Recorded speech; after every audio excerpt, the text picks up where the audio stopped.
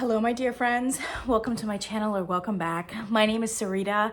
So glad to see you. So definitely June got away from me, and it is July 2nd, and I need to talk about the candles that I burned in June.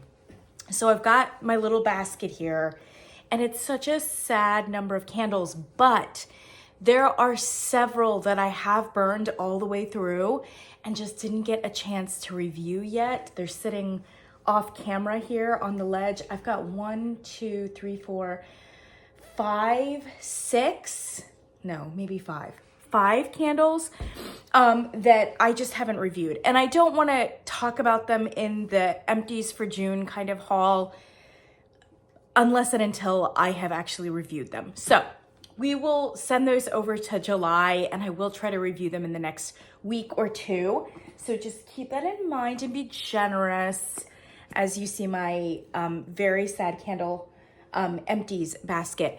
It was just a punishing month. What can I say? Work, travel, etc.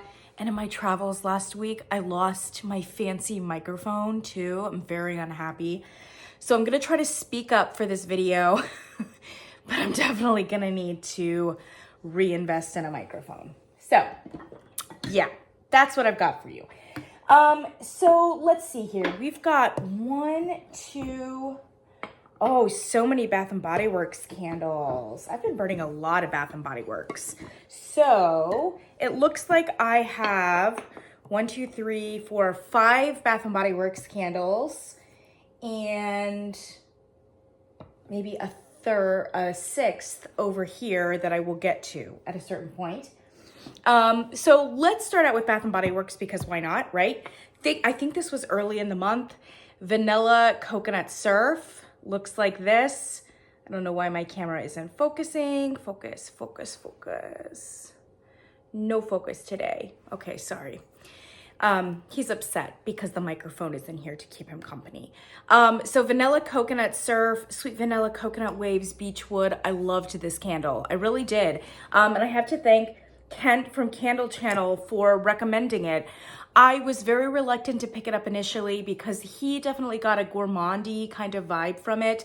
And I did too. At least my first impression smelling it cold, it was a lot of vanilla, a lot of like toasted coconut, and even a little bit of like a caramelness about it.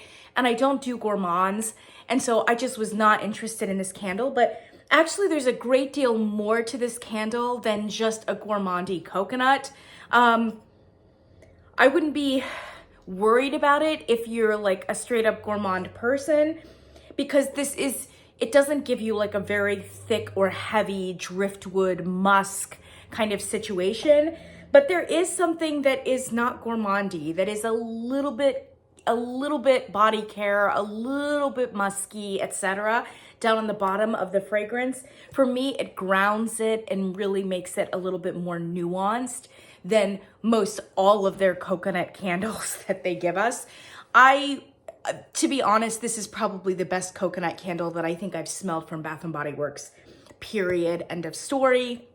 Could I imagine an even better one? Yeah, I could, but this is very, very good. And I was kind of hoping to encounter it at semi-annual, and I did not. So I'm really hoping that one comes back. Apparently it was new for this year.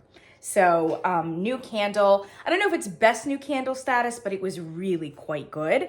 And I also had Anna's Garden, which was another new candle from the amazing Black History Month collection. This one I enjoyed more on cold than I did burned. So once it was burned, I didn't like it quite as much. It got a little bit brassy neroli for me. And there is an amazing, like almost black pepper nuance, which some very robust white florals will have, a la jasmine, etc. Magnolia, maybe even neroli to some extent. Oh, it has jasmine in it, yeah. And some green nuances. You can pick those up once it's cold, but then upon it being burned, a lot of that nuance goes away, and you're just kind of left with, admittedly, a nice neroli, but pretty much a neroli. So the longer that I burned it, the more I thought I don't really need another one of these.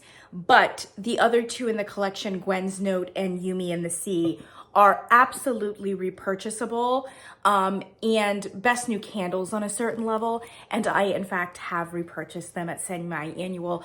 Probably your store has a stack of at least Gwen's Note. Maybe not Yumi in the Sea. Yumi in the Sea was definitely the second bestseller in that collection. The first one was My Sweet Sister's, which was a chocolate hazelnut fragrance. I actually didn't think it was that great. And a lot of people that bought it and burned it didn't think it was that great either. But because it was the one gourmand in the collection, it kind of flew off the shelf. Yumi in the Sea was the next one, though, to sell out. And I noticed in all of my travels at Bath & Body Works stores that I was heartened to discover Yumi in the Sea in a couple places, but for the most part, it's just stacks of Gwen's Note and Anna's Garden. And between the two of them, Gwen's Note is amazing. Anna's Garden, I don't know. I would not repurchase it.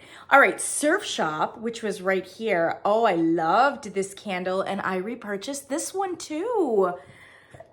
Ah, so great. So this is, it is a spruce, but it's a pretty good fruity candle.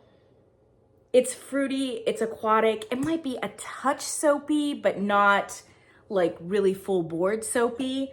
I loved this candle. It performed fantastic, burned all the way down to the wick clips, gave me at least a 7.5 in the open concept every time I burned it. It was a great candle. It was fresh, it was clean, but it was also a little bit like, I don't know, unexpected with the spruce note. And they didn't immediately like smother everything in like some sort of cologne, which more and more candle companies are doing. Yankee, I'm looking at you. Yes, it doesn't all have to be a cologne, right? And this one looked like it was going to be on paper. Birch, sparkling waves, and summer spruce. I just thought, especially with the sparkling, oh, we're gonna get like a ton of bergamot, a ton of musk. It's just gonna be a cliched ocean. You know how they have that ocean men's body care? It was gonna be like, it really isn't. It's beautiful. It's not masculine per se. It's nuanced. It's fresh. And it's really fruity. So I think if you don't like fruity candles, you may not like it, but it's a beautiful fruit, especially for Bath & Body Works. They tend to go a little on the cliched synthetic candied side for a lot of their fruits. This one is not, while still being pretty like punchy and straightforward. Okay, then there was Lavender Sea, but this is an old candle that I got off of Facebook Marketplace. And I mainly got this one, I got it because I wanted to burn it. It's an old candle, and I do like burning a lot of Bath & Body Works' older, especially well-received candles. But they came out with that Oceanside lavender in this like rattan packaging this year. And I just wondered how Lavender Sea compared to it. This one is a much better candle than Oceanside Lavender, at least for my money, with the caveat being that if you prefer your lavender very aromatherapy, very pure, very stripped down, and maybe a little bit medicinal, then I think you're gonna like Oceanside Lavender better, because that's definitely the vibe of Oceanside Lavender. This is much more of a well-rounded, soft, sexy lavender conceptual. Gwen's Note was another kind of sexy lavender conceptual that we got this year. That one is with sage as well, lavender, sage, and sandalwood, I believe. This one is vanilla, aquatic lavender, I think, something like that. It's very nice. It's very creamy, very sweet, very fresh. It's nice. It's nice without being powdery like driftwood waves, which is kind of another similar vibe. I prefer this one to both of them. So Lavender Sea, I think it's only been out once or twice. I would like to see them bring that one back. It was not bad. It it was kind of a shy strength and throw, I think, but it wasn't terrible. It wasn't horrendous. I did have to keep it in the master bedroom, but it was a great profile for a master bedroom. It was intimate, it was sweet, it was, you know, whatever else. All right, Palo Santo Vanilla is the last Bath & Body Works candle that I got through and that I did review. And I think that this is essentially just a more mild version of the original Palo Santo. Palo Santo in Sage, which is a blend, that I know if you've been on this channel for any length of time, you know that I'm extraordinarily fond of Palo Santo and Sage. Palo Santo and Sage is substantively different than Palo Santo and Vanilla. The differences between original Palo Santo and this Palo Santo and Vanilla are very small. Basically, they just took the Palo Santo original fragrance and cut it with some vanilla. That's what they did. And I think this year, this one has more Palo Santo in it than last year's Palo Santo and Vanilla, which was the original one. I think that one was much more vanilla forward than this is. And in fact, I think there may have been a few burns at the beginning of this various collection that may have just been mislabeled and were in fact just straight up Palo Santo original. I bought this candle like in the very first week and it was so much Palo Santo. I thought to myself, this is Palo Santo. Like I don't think it even has vanilla in it in any appreciable amount. And when I went to go burn it, I realized there was a crack in the glass. So I exchanged it for another one that had recently come out, you know. So there was a good like 3 weeks in between the first Palo Santo vanilla candle I bought and then the second one. And the second one did have much more vanilla in it than the first one. But this one still is stronger on the Palo Santo than I remember it from last year. But maybe my mind is playing tricks on me. Definitely, if you are the kind of person who loves vanilla candles and especially who loves the new genre of like women's perfumes that are vanilla forward with a musky, woody component. So there's a ton in that category. I'm thinking of Seven Virtues, Vanilla Woods, but there's been like a whole range of vanilla candles since then, kind of in that same genre. And frankly, I'd even put Baccarat Rouge in that category. Baccarat Rouge has more amber in it for sure, less vanilla, but again, it has a very strong musky, woody component to it. So if you like those kinds of candles, I think you would very much like this one. If you liked coffee and whiskey, I think this is kind of in the similar vibe. It might be a little bit more musky, especially in this iteration than coffee and whiskey. But I would call these kind of like gateway candles. They're in the marshmallow fireside genre as well. It's a vanilla candle for a vanilla crowd, but they want a little something extra now. And this is a little something extra. This particular candle gets you a good deal of the way toward Palo Santo Original, that candle, which I do highly recommend. And I think that for a wood note from Bath & Body Works, Palo Santo is a lot more palatable, a lot more versatile than their mahogany note, for instance. So the original Palo Santo is deep and it is musky. There's no question. It's very woody, but at the same time, it's not as like heavy and cliched as like mahogany teak wood. It's a completely different generation of like men's fragrances, colognes, etc. I'm a huge fan of Palo Santo, and I'm really excited for the blends and mashups that hopefully we will see over the next few years. I think we are in the Palo Santo era now, but definitely Palo Santo Vanilla and original Palo Santo are extremely close. This one just has a little bit of vanilla in it. So for my money, I would stick with original Palo Santo, but I lean more masculine. I'm not a vanilla person. So very nice, but possibly not for me. I had one lone Homeworx candle, and that was Enchanted Peony right here. It's a lovely label. It's a very OG candle, very, very, very. Harry Slatkin put out a lot of these like just kind of straightforward, traditional, standard florals. It wasn't the first run of Homeworx candles, but it was very early on. And they have stood the test of time for the most part.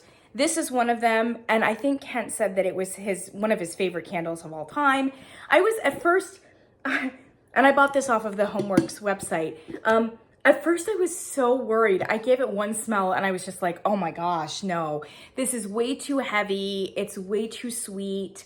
It's like kind of perfumey. It's just not me at all. And to be honest, I think Kent does lean a little bit like heavy and more women's perfume, especially with the florals, rose in particular.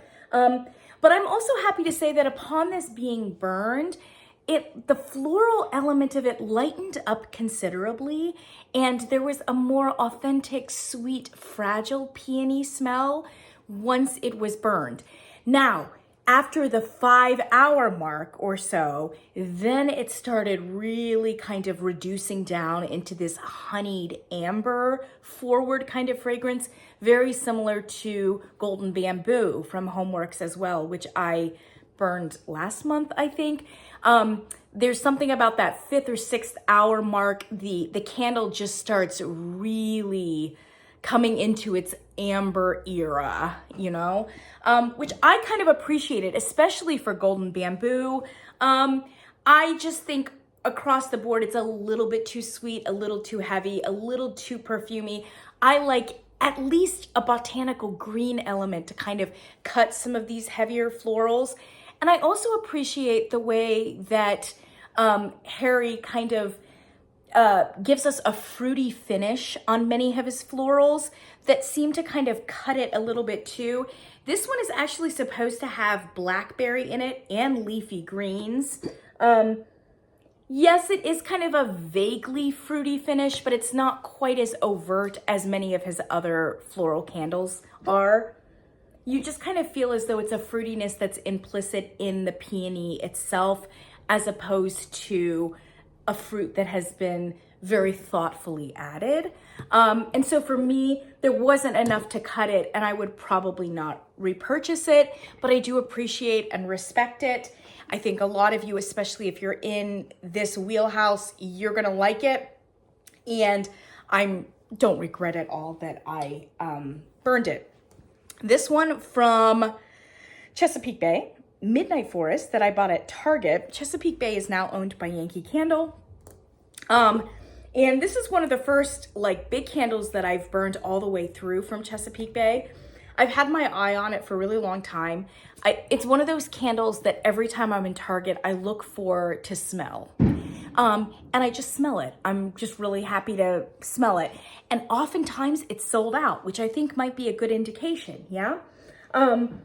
This is a gorgeous candle and it smells, I was not disappointed. I was not disappointed once I burned it. It smelled exactly the same upon it being burned. Oh, so great. I think for a lot of people, this candle is gonna lean a little fall-like, and I do think that actually they released it at one point for Halloween and might have called it Spooky Forest. It's kind of got a mossy, earthy, vetiver forest kind of vibe with a little bit of smokiness. And once you burn it and you've got the carbon residue, the smoke also becomes a little bit more overt, I think. And it stands up well to it because there is something kind of smoky leaning about the candle. But there is also a very bright green note that seems lush and almost jungle-like, which makes this candle a bit more versatile. A candle that you could burn at other times, not just the fall. Stunning candle. I started to kind of ration it toward the end. It had fairly good strength and throw. I would 100% repurchase this candle, and I do highly, highly recommend it. I burned this candle from Root. This is from a little collection they did, which I think they've discontinued now, called Comforts of Home, and it had a wood wick, and I don't like wood wicks. I just think they're gimmicky. I really do. And I think that they are often difficult to get lit, difficult to stay lit. Like, I'm not a huge fan. That being said, there was something really soothing and comforting about the crackling, especially because I lit this next to my bed on my nightstand, late at night, and it was just really, really lovely. The glass is ceramic. It's opaque for the most part, but the light does kind of filter through it a little bit. And it was just really beautiful. This is, I think there's like 4 different colors, 4 different fragrances in this collection. This one is called Flourish and Bloom. And it is it's such a beautiful, soft, delicate, sweet floral that leans a little bit sweet pea. I can't remember if that's the actual flower in it, but very sweet pea like. Even think Bath and Body Works sweet pea. It just smells a bit more fresh, authentic, and premium than like sweet pea from Bath and Body Works. Oh, it was such a lovely candle. That I burned the black one, and I can't remember what the black one was, what it was called. It was like really, it was so gorgeous. Like vanilla, musk, vetiver, like all those things, smoke, tobacco. That candle was everything. But this one is lovely too, just in a completely different genre. Really gorgeous. And I'm kind of sad that they discontinued this line because the fragrances are just on point. They're beautiful, beautiful, beautiful. And I kind of wish they didn't have the wood wick because I do think that it almost encourages or courts like burn issues. I burned this little tiny candle from Kringle, which is Cotton Flowers. This is very misnamed and very mismarketed. This was a candle that came out in, was it the summer? Was this their summer line? I think it was their summer line. So really it hasn't been very long. It's been like 2 months, maybe. This doesn't have any cotton in it. I don't even think it's listed in the notes. There's no linen, there's no cashmere. It's not a laundry scent. What this is a beautiful freesia and mint. And it's just so unexpected and lovely. And when I hauled it, I said this reminds me of kind of, Kringle did a lot of candles like this about 6 years ago or so. Dewdrop, Spa Day, etc. They often had a mint note in them, a fruity element like pear or apple. This is kind of very much in that genre, but in my opinion, one of the nicer ones, one of the nicer versions. And I don't even like mint. I don't like it, period. Absolutely. I don't like it in home fragrance. This candle is so beautiful. And isn't it amazing when, I don't know, like there's a chef, for instance, that can serve you an amazing meal and you just think to yourself, up to this point, I never liked Brussels sprouts or I never liked asparagus or lamb or like fill it in, right? And the chef just delivered you an unexpected dish that just makes you love it for the first time in your life. That's kind of how I feel about this candle.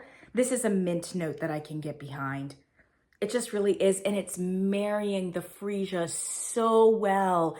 It's aquatic, it's cool, it's sweet, it's floral, it's fresh.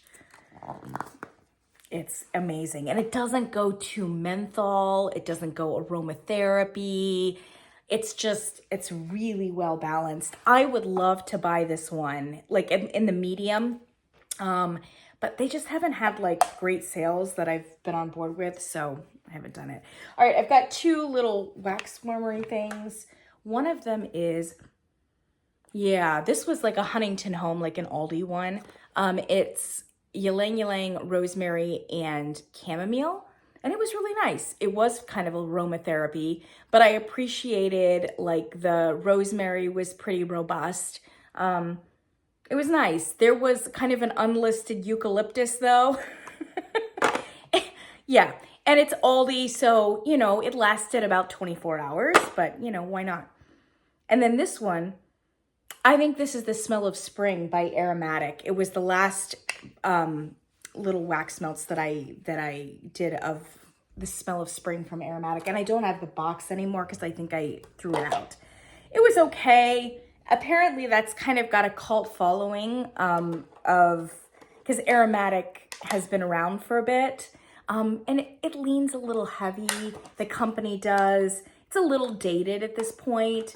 Not dissimilar to Times, for instance, of Fraser Fur fame.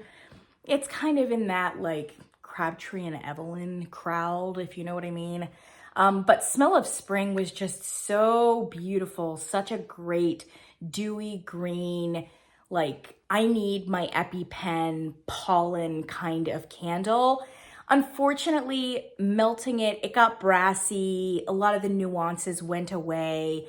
If I burned it, maybe it would be different, but I kind of suspect not, because usually the melting without the flame does give you the purest kind of, I don't know, it just releases the fragrance oils in a very pure way. And so the fact that it kind of lost nuances melting like that, I just don't think it would improve upon being burned. So I don't think I would repurchase that one. That is what I've got, my friends. It was not very good. But like I said, I have at least 5 other candles that I did burn literally all the way through to the wick clips that I'm staring at. And I am going to get to them soon. But I also have a Henry Bendel giveaway that I want to do. I also have a haul, two hauls, one from Bath & Body Works, one from something else that I acquired in my travels. And then I have another haul of vintage Bath & Body Works candles from Facebook Marketplace. I know, I'm really excited about that too. So got a lot of hauls, got a lot of reviews, and I will try to get on it, but I'm kind of exhausted from all the traveling I did. And I have another sinus infection, so I just feel so foggy.